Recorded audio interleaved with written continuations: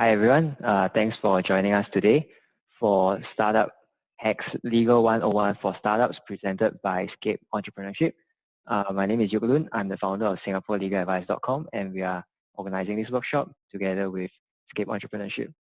So without further ado, let us start with this workshop.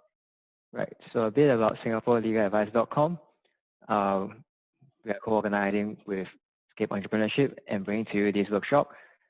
We are Singapore's leading legal platform for individuals and small business owners with more than 200,000 monthly visitors. Chances are you would have seen our legal articles online when you do any Google searches for law articles. So we provide information about Singapore law, we connect users with the right lawyers, provide contract templates online, and we also provide wills. So that's just a brief summary of what we do. Today, we are fortunate to have with us Mr. Walter Silvester, founder of Silvester Legal LLC. He has experience in corporate litigation and corporate and commercial law. With his previous experience in Raja & Tan, Lee & Lee, Joseph Tan, Jude Benny, he has plenty of experience to talk about when teaching us about the legal issues that confront startups today. So I'll hand over the time to Walter right now to bring you through the rest of the workshop. Hello, hi everyone. This is Walter. Okay, it's a bit strange. It's like I'm talking to my laptop, but we'll see what we can do. It's the first time I'm doing this. Okay, so we've got an agenda today, broken out into three main parts: co-founding, investors, and customers. Under co-founding, we are looking at the main issues of shared vision, structure for cooperation, and shareholders agreement. Basically what we are looking at here is the role of directors, shareholders, investors. Under investors, you're looking at shared vision, common investor rights. And under customers, you're looking at liabilities and disclaimers, personal data protection. We'll go into all of this as we go along. Okay, co-founding. Okay, apparently 65% of startups fail because of co-founder conflict. I'm not so sure about that. I think could be less, unlikely to be more, but it's true there are a lot of conflicts between the people who start a company. How do you avoid that? Okay, basically as a lawyer I can tell you in one phrase, have good agreements. If you have agreements in place to define your roles, your responsibilities, the part that you play in the company, and everyone understands that, okay, this is a guideline we are following, this is a guideline we are bound to, this is a guideline that's legally enforceable. This is something that you can rely on later on. Okay, it's important to know what is the shared vision with your co-founder. Things like what kind of business is it? What kind of skills do you need? How big is the business going to be? How long is it going to take? What is each person going to do? Who is going to come with the capital? Is it going to take in investor money? Okay, when starting off, it is good to have a plan. But the reality is, when you start off, you don't know exactly what's going to happen. Things may change. So partners in the business, the co-founders, they must be ready to change as situation changes. Okay, so while you have good agreements in place to start off, the fact of the matter is you must also be flexible, be able to make changes as you go along. But that being said, you also have to have a vision of a business, something to start off. So in terms of contribution, you're looking at the people in the business. Are they going to be part-time or full-time? What's the delegation of responsibilities? And in what form is contribution? Could be money, skill, labor, sales. Also, is there a time limit of contribution? How long will it last? In terms of reward, you're looking at what you're going to get out of it. So the main common forms of reward would be salary, dividends, share of profits, equity, and commission. When they say may be vested, what they mean is it could come into play later on when the company is successful. Okay, basic introduction to company structure. Put that all out there. Okay, so you have the board of directors. These are the statutory directors. These are people who are registered with ACRA. And so the whole world recognizes that these are the people who run the company. Okay, the management can form directors as well. but these are executive directors. They need not be statutory directors. And then you have managers, executives, and so on and so forth. Shareholders are basically the people who bring in the money, contribute capital to ensure that the company is able to run. Okay, so at this point, I want to keep in mind the two types of directors when it comes to companies. You have the statutory directors. These are directors who are registered with ACRA. When you do a search on the company with ACRA, you'll see their name, IC number, address, it'll all be there. And there are other management directors, executive directors. Okay, they could be part of the board of directors, but not necessarily so. Okay, so these are two different types of directors. I find that a lot of clients get this mixed up. Okay, structure for cooperation. You're talking about the board of directors. So when you're looking at the Companies Act, the directors mentioned here are the statutory directors. Okay, the directors who make up the board of directors. Okay, there are certain regulations that govern how a director acts in a company. Actually, it's a lot more extensive than what you're seeing here. If you're really interested in knowing what a director's responsibilities are in accordance to the law, you should look at the Companies Act. There's a whole section on directors. I believe it starts from section 154. Anyway, yeah, you can look that up. Okay, so management. These are the directors I was talking about as being the second type of directors, the executive directors. And these are people, they are basically employees of the company. They are hired by the board of directors to run the company. And the powers are delegated to them to run the company. So you have the board who will control who are the executive directors to be, and the board will actually give the powers, the responsibilities, the day-to-day management to these directors. These are part of the management. Okay, shareholders. I think to sum it up, shareholders basically bring in the money. Their rights basically kick in mainly at the annual general meeting. At the annual general meeting, they'll be allowed to see the company accounts. This is where the company announces the results of the past year, maybe plans for the next year. So structure for cooperation, when it comes to shareholders, they are basically the people who own the company. They contribute to the company, and so they actually own part of the company. Shareholders, their rights basically kick in at the AGM, the annual general meeting, where the company is to give them the results of the past year and also make plans for the next year. So the board of directors and the board of shareholders can be two different things. But usually, I think it's quite common that directors and shareholders, you can have many people who are directors and shareholders of the same company. So if you want to have control of the company, you would be a shareholder. If you want to have control of how the company is run, you would be a director. Okay, so these are, as I said, two different things. The directors we are talking about here again are the statutory directors. So you have the management directors, okay, those are the guys who run the company. The statutory directors who comprise the board of directors, and they actually set up the direction for the company, and you have the shareholders who basically own the company. One person could be a management director, a statutory director, as well as a shareholder. There's nothing to preclude him from doing that. But shareholders are basically the owners of the company. So, okay, next, shareholders agreement, company constitution. Okay, when it comes to setting up a company, the shareholders agreement is probably one of the most important documents that you need. You need to have this sorted early on. Other than the main things like shares, directorships, pay and profits, the two important factors that usually cause problems are veto powers and exit plans. We'll look at this as we go along. Okay, so when you look at shareholder agreement, so the shareholders agreement will set out things like the company shares. Maybe the shareholders may say that, okay, we offer some directors or some employees incentives to participate in company's long-term growth. They may offer company shares. They may offer them shares which allow them to take part in decision-making. Also, it's not uncommon that shares are offered to directors. it's not uncommon that certain employees are offered directorships.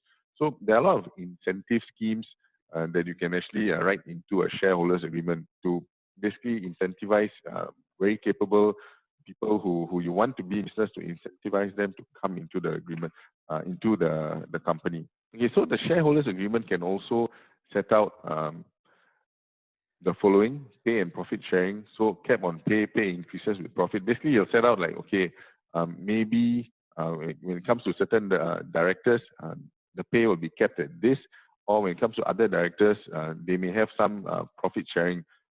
If they make a certain amount for the company, they'll get a certain percentage of that amount. So this is where you see all the quite exorbitant salaries that you see in the papers. I think if you look at Business Times, you'll see that there are some directors who are getting 100 million, 30 million, 50 million a year. A lot of these is because their pay is actually pegged to certain parts of the company's financial reports. So if they make a lot of profit that year for the company, they actually get a percentage of that. In terms of where there are problems, this is where usually there are problems, veto powers. So when shareholders have disagreements, it's important that your shareholders agreement actually sets out what powers the shareholders have. Veto powers that say that, okay, I can say no to something. So veto power, just say you start off a company with 3 shareholders. Okay, you can say that for certain things, the approval must be unanimous. So these are the very important things. That means anyone can veto these moves by the company, such as increasing directors' pay, selling the company, changing the course of the company, issuing new shares. What other things? Because okay, myself, I'm involved in litigation. So when it comes to shareholders disputes, this is usually the area where there are the most disputes. Veto powers, and a lot of suits that you see in the High Court are actually based on this. Directors, shareholders having problems over what they can, what they can't do. So it's actually advisable to have a lawyer tell you that, okay, these are the factors that you have to consider. These are things that you need to have maybe 50% vote. These are things that you should have 75% vote, and for the very important things, you should have 100% vote. So effectively, these are matters where you have a veto power as a shareholder. Exit plan. Okay, so exit plan, for the first part, what if the company doesn't do well? Very easy, you just sell out. You liquidate the company, wind it up. How you do it, another question, but if the company isn't doing well, that's not a problem. There's only one way out: close down the company. Okay. The problem comes when a company is doing well, one side wants to sell the shares to a competitor, just say for example, or one side wants to buy over the shares from another shareholder. So the valuation of the shares becomes very important. It would be advisable to actually agree on a valuation method and a period of payment. So a valuation method, what you can do is maybe, okay, you have to spend a bit of money when it comes to this. Valuing shares is not, it's not a cheap exercise. I think the least I've seen for medium-sized company, you get a fairly good accounting firm to do it. It can cost you anywhere up to $20,000 and above to value the shares. Because depending on the scale of the company, the scope of work, the number of assets, the complexity of the financial documents involved, they actually have to put in quite a lot of work to value the shares in the company. So in pre-agreeing a valuation method, what you're looking at is maybe saying that, okay, we will appoint XX accounting firm to do the valuation and we will accept it. So there should be contingencies. So if one party doesn't accept that valuation, then that party may be at liberty to get an alternative valuation, but then you have to decide who pays for the valuation. So things like which companies to engage to do the valuation, which company will be approved, do you need one quotation? Do you need 3 quotations before you start the valuation? And these are all the little nitty-gritties that you probably wouldn't think of when starting a company. This is where the lawyers will come in and advise you that, okay, have you thought of this? Have you thought of this? There are many permutations, and while people say that, yeah, you should try and keep it simple, I think for many things, you can't actually do that. You actually have to go through all your viable options. You have to actually look at what you can do, what you can't do, what are your choices when it comes to certain things, and then you think about that before you actually decide on what to do. And because for many newcomers, they wouldn't be aware of all this.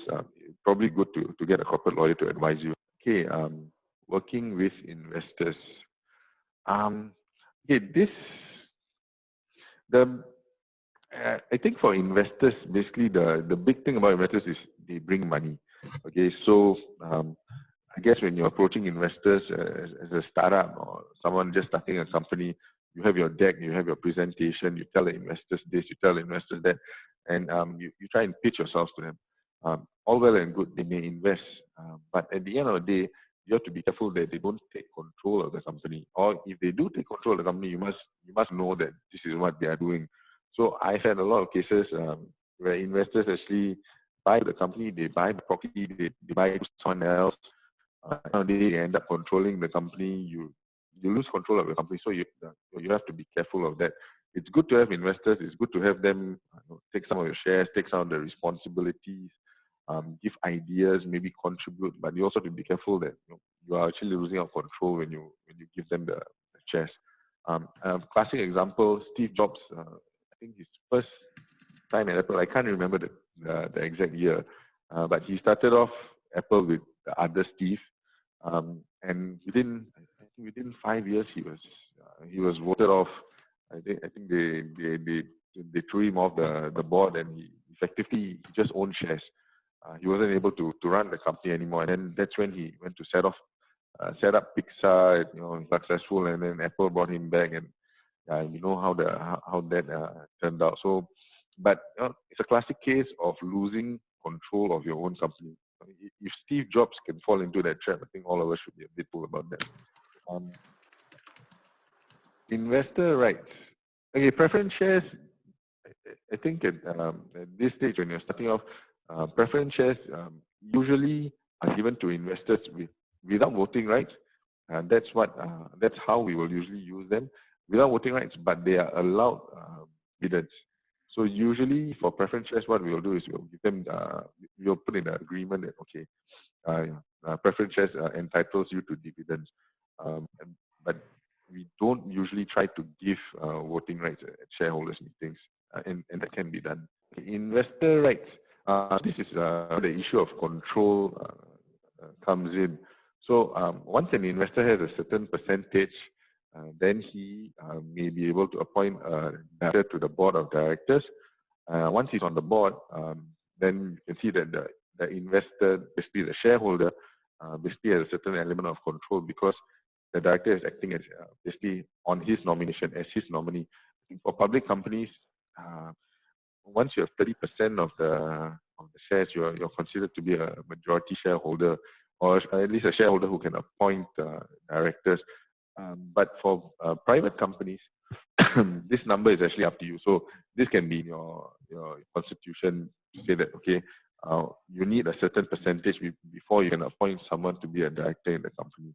So this is a way that you can actually control the people who sit on your board of directors. They may have a huge number of shares, a huge portion of the shares, but they are not allowed to actually appoint directors to sit on the board of directors. So the percentage that you see there on the first line, not less than X percent, you can actually determine that as someone starting the company. In terms of information, generally, they will be allowed to see the information, the accounts of the company. This is something I think inviolable by law. They are actually entitled to it. So if they ask for it, they can get it, but it will be at their own cost. Veto rights. Again, so there may be veto rights written into the shareholders agreement. This is something that you all have to look at.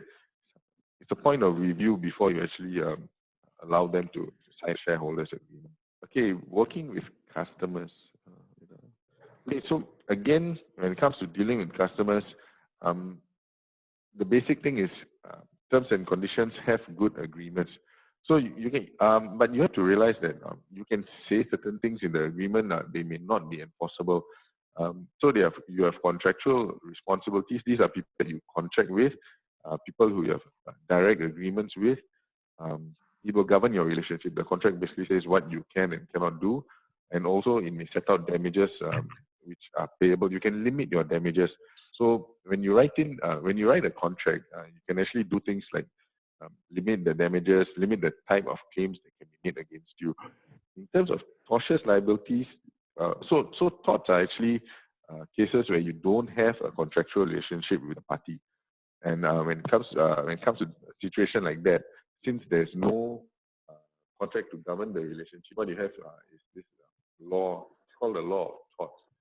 This is actually something which governs how parties who are not contractually bound are supposed to treat each other. You cannot actually contract out of certain things, certain tortious liabilities, but you can actually have terms and conditions to try and limit your liability when it comes to these kind of relationships. Okay, so for contractual responsibilities, what will come in useful is things like disclaimers. You write in that it's subject to Unfair Contract Terms Act. This act prohibits a person from using a contract term or notice to exclude his own liability, causing death or personal injury or other. Okay, finally, we're looking at personal data policies. A lot of clients, a lot of companies have actually come to me and said they are very worried about the PDPA and what the commission, the PDPC may do, since they actually have a lot of customers' information. Okay, there are actually 9 obligations spelled out in the PDPA. You can see consent, purpose limitation, notification, access and correction, accuracy, protection, retention limitation, transfer limitation. Okay, what you need to know when it comes to the PDPA, basically don't be too worried. Okay, I think when the PDPA came out, a lot of people were a bit confused. They were not sure about their obligations. They were not sure whether they were doing the right thing when it came to personal data. Okay, so there have been some clarifications, like in terms of NRIC, don't collect the whole number. In terms of how you store the information, in terms of how the information is accessible. So you follow all these guidelines, you will be fine. I think if you just go to the PDPC website, excuse me, you'll see that there are a lot of guidelines. I actually worked with a lawyer who was with the PDPC, and he says that the prosecutions are far and few between. So given that the PDPA was new and the PDPC was trying to enforce or ensure compliance, what they usually do is if they find that you're doing something that's not quite in line with the PDPA, they'll usually let you know first. They don't, they don't straight away start prosecuting you and giving you fines and shutting down your company and all that. So unless, of course, you're using the data for things like, I don't know, selling it to loan sharks or selling it to debt collectors or selling it to people who who will use the information and contact your clients at times when they do not want to be contacted or for purposes that they do not want to be contacted for. So what you can do when it comes to complying with this is you follow the guidelines set up in the PDPA. You go to the PDPC website, see it, and also you have a privacy policy on your website. So most companies, most organizations now, they have websites have a privacy policy there that says, okay, what you're collecting the data for, what you're collecting, how it will be used. I think these are the most important things as to where the data is stored, who is disposed, how it's disposed of. That's more back-end stuff, but you should have a policy for your company if you're collecting a lot of data. I think that covers what we are looking at today. Okay, now we'll go to Q&A. Any questions on what we just went through, or anything that you want to talk about, corporate law, going to court, litigation? Hi, my name is Vidya. I'm actually starting out on my own private practice for clinical psychology. So my question is actually related to the PDPA guidelines that you were talking about earlier. So Okay. as you know, like for clinical psychology, generally even like the notes that we keep and all of this is quite confidential, right? Because of the sensitivity of it. So my question is actually on like, if there's an accidental breach, like if your documents were hacked or something like that, because we also do reports and you will have soft copy of the reports. And the thing about the reports is that, it will have the patient identifiers on it because like medical reports, right? So you have the name, the IC number, there's no choice, like you have to have these on it for identification. So, if there's an accidental breach, like let's say your computer gets hacked or things like that, what is the following, like what can you expect or what can you do to protect yourself?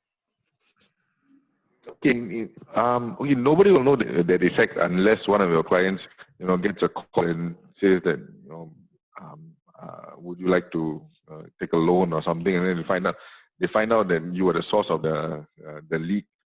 Basically, PDP to these situations, they understand that these things happen, and I don't think many of us business owners can actually afford like a high tech 100% secure firewall and have a team of people to look after our information. So hacking is an exception. I don't think they will prosecute. I mean, I can't say for sure because the discretion lies with them. They may say that your protections were not in place and the information was too easily accessed by the hackers. But I think as long as you are, so basic things like taking it offline. So that's an important thing that you could look at for your company. Trying to store things like personal data and um, things that may be subject to the PDPA, store it offline. Have not hard copies, but maybe put it in a hard disk so that it's not online all the time. So, and I think the recommendation is that after 6 months, it should be offline. It should be offline, is it? Yeah, as in people can't hack into it. It's probably stored in a hard disk, and you have a sticker there that says, this is information collected from maybe January to June of 2019. You're putting it offline, but you're keeping it because, I mean, as someone who's offering this kind of service, you may have to refer to these things further down the road. So if it's practical, I think the recommendation is that try not to keep data for more than 6 months in the computer when it comes to personal data. But of course, I mean, sometimes you have clients that are with you for 3 years.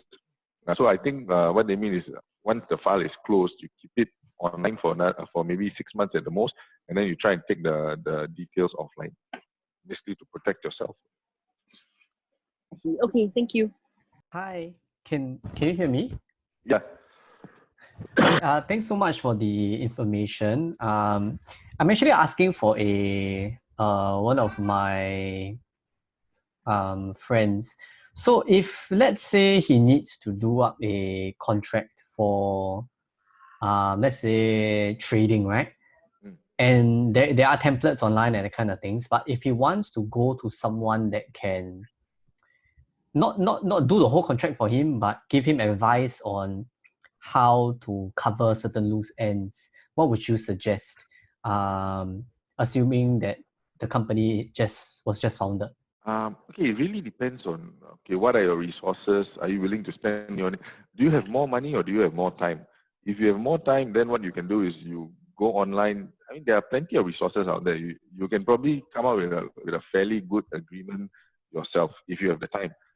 But if you value your time and you think that you don't mind spending the money, go and see a lawyer, let them do it for you. Okay. So that's what you're referring to, crafting it from the start. Am I right? Yeah, and there are a lot of templates for a lot of agreements out there, so you can actually get it online. Okay, I see. Okay, if let's say it was more of a like advisory on whether the contract is sufficient or not, instead of crafting it from the beginning, would you think that is more advisable? Yeah, so what you can do is maybe you craft it. So I have a lot of clients who do that. They actually draft something out and then they send it to me. If it's totally bad and they shouldn't have started in the first place, then I'll tell them, I have to start from scratch. I have to charge you a certain amount. But if it's something that I can work with and I just have to tweak it, or I just have to spend maybe a couple of hours amending it, then the cost of me doing it will be a lot less than for me starting from scratch. Okay, thank you. I would like to ask, if, for example, you were sharing earlier about a shareholder, for investor in particular, if we have an investor coming on board, how do you decide the percentage? Is there a way that you can quantify the percentage that you share with a shareholder, with an investor that is coming on board? Oh, basically, okay, so if you're talking about investors, they are buying your company.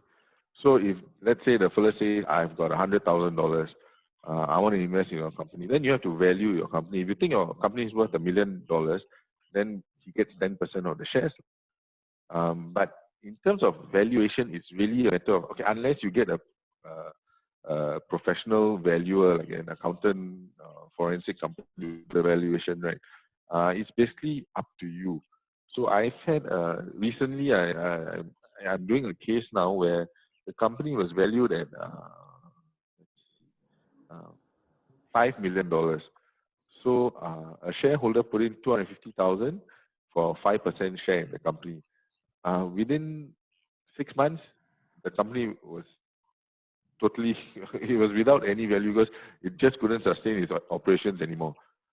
So the guy's $250,000, when he went in, basically got used up to pay the company's debts, and then the director said that, okay, we have to close shop. So this is the problem with valuations. It would be best if you can get someone to value the company, but of course, a valuation could cost anywhere of $15,000 to $20,000. If your company is not that big, it may not make sense to do the valuation. So a lot of this will be judgment calls. Okay. Thank you. Hi, thank you so much for doing this seminar with us. Yeah. I am working on registering my non-profit organization as a company limited by guarantee, and I would like to ask about company constitutions. Must we follow the 2015 model constitutions clauses?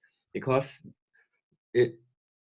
it's like a template constitution, and I'm not too sure if we are allowed to remove, modify, or add clauses from this model constitution. And because filing with ACRA is quite troublesome, and I hope to get it right on the first try.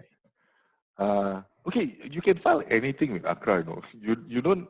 They are not going to go through your constitution and see whether it fits what they think it should be. So basically, what you're doing is you're taking the model constitution and amending it or modifying it to suit your needs. And ACRA will not comment on what you're filing with them. They won't look at it. So basically, but of course, there will be problems if you do something, if your constitution doesn't make sense, because later on, if there are disputes and you need to refer to the constitution, you'll find that, okay, I should have done a better job. So yeah, you can use the model constitution. There are templates for many different types of constitutions out there. Go with what you're more comfortable with. And as the company progresses, if you're doing better, you can get a lawyer to do a more professional job. My advice would be, for the beginning, you can look at what we went through. Think of those main things before you actually do up your constitution, and you try your best to work along those lines. Hi, sorry, I would like to ask another question regarding vested interest. Have you got a suggestion on how to go about basically recommending, maybe because vested interest can be about 3 years usually. So how many % do they release each year? Have you got a suggestion on that? It depends on me. So we've done like employee stock option programs where we actually set out, okay, after, and you're right, usually it's 3 years. After 2, 3, some have timelines like 5 years, you get a certain percentage of the shares. This is all a matter of agreement. So it's between the company and the employees. Usually what companies, what's recommended is that they set up like a board, a committee to do this vesting.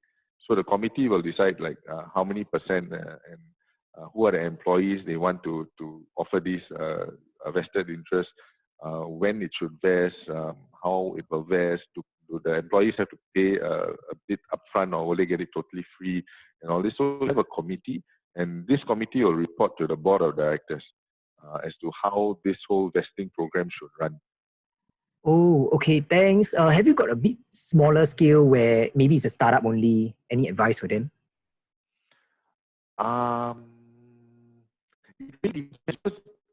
I've had companies that say that, okay, they need this guy on board because without him, they can't run the company. So they say that, okay, if you stay for a year, you'll get 20% of the shares in the company. And they are comfortable with that. But I mean, not all employees are that valuable, you see. So it really, it's a negotiation between the employee and the company. A lot of the companies that come to me asking me to set up this sort of program for them, what happened is they started something small, it grew, and they want to keep employees vested with the company for the next 3 years at least, because they can see it's going on a certain projectile in terms of growth and making money and all that. So at that point, they offer the company's shares. If you are starting off, it's really a matter of judgment. How valuable you think the employees, how successful you think the company will be, how much you're willing to give up. I can't really advise on that, but it really depends on the company. It depends on the employee. Hi, may I just ask, how troublesome is it to update your company constitution with ACRA? Oh, not troublesome at all. You just have to get it updated, then you file a new one. So okay, a lot of people have this misconception that ACRA is a body that will stand there and look at what you're filing and say, no, you can't file this, no, you can't file that. Fact of the matter is, ACRA doesn't know what you're doing at all. They have no idea. They just know that it's filed as a matter of record. Yeah, so you can file anything with ACRA. Sorry, what about if my company is filing for charity status? Okay, that's okay. I have attempted that before. That's something I've never done. So I've actually helped the company to do that, but it was never completed. I understand it's a bit complex even for me. Definitely a bit too complex for me to discuss now. Okay, thank you so much. I can take maybe one last question before we close up. Can I just ask one more question? Yeah, sure. The question is regarding employee shares. So if let's say you give your employee certain shares, right, for joining the company, and let's say it vests over 1 year time. So I think my question is about whether or how do you need to give your employee the shares? Is it when the shares vest or over? Okay, let me rephrase my question. You're going to give employees monthly shares over 3 years and they vest after a 1 year cliff. So are you supposed to give them that share after that 1 year cliff and subsequently every month you're supposed to give it to them, or when they resign or after the 3 years you give them like one whole shot? Okay, this is really up to you to decide. It's up to the company to decide. Like I said, there may be employees who have a lot of bargaining power and they may demand certain things. But for most of these programs that I've set up, the company decides how it's going to be done. So for, like just say the most recent one that I did, it was this IT company that boomed over the last couple of years. And they've got a couple of, not a couple, sorry, they had about 6, 7 key employees, and they had about more than 10 not so key employees, but they wanted to retain all of them. So for the 6 or 7 employees, right, the program is actually a 2-year program, after which they will get the shares. For the rest of them, it was a 3-year program. And then the terms and conditions were actually, the company decided it will be, okay, after 2 years, you get lump sum. To buy your shares, or you can actually keep the money. So it's really up to the company to decide whether you can do it month by month over a year. Yeah, sure, you can do that. As long as the company decides that that's what they want to do, it can be part of the agreement. Okay. Is it possible for me to add on something? Yeah, sure.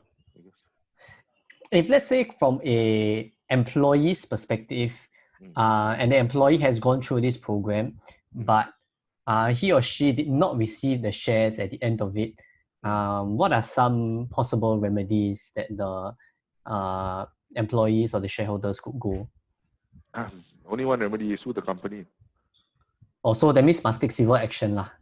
Yeah, I mean, you can, of course, you can negotiate with the company, but the company isn't going to give you anything. Then you have to bring them to court and demand that they pay you what they're supposed to do. I see. So in that case, you either need to self-represent or get a lawyer to represent you lah. Yeah. Okay. Thank you so much. All right. Okay, guys. Thanks for joining us today.